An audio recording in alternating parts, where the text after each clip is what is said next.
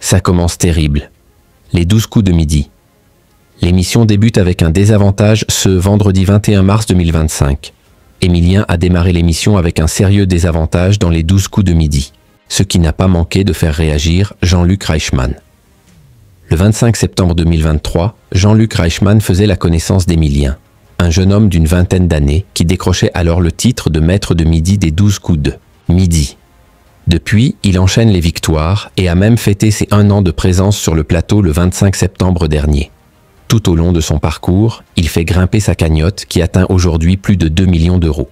Quant aux étoiles mystérieuses, il en a trouvé 19 au total, un record pour celui qui est le plus grand champion de l'émission devant Bruno Ourcade, 2e, Eric, 3e, Christian Quesada, 4e, ou encore Paul Elkarat, 5e. Les pas. 12 coups de midi. Émilien se trompe en répondant à la toute première question du jeu. Il passe à l'Orange ce vendredi 21 mars. Jean-Luc Reichmann a encore une fois retrouvé Émilien pour sa 540e participation aux 12 coups de midi. Mais dès la première question, le champion s'est retrouvé en difficulté avec l'interrogation suivante. Que signifie l'expression « servir la soupe » ? En répondant « critiquer », le maître de midi s'est trompé et n'a donc pas donné la bonne réponse qui était flattée. « Je ne savais pas », a alors réagi le jeune homme. Il commence à l'Orange.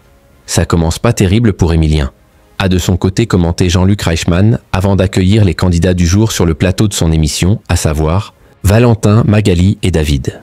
Les 12 coups de midi. Émilien, sélectionné par un candidat pour répondre à la question éliminatoire, a-t-il donné la bonne réponse? Finalement, Émilien ne s'est pas retrouvé dans le rouge dans la suite de la compétition. Mais il a été choisi par Valentin des 12 coups de midi pour répondre à une question éliminatoire.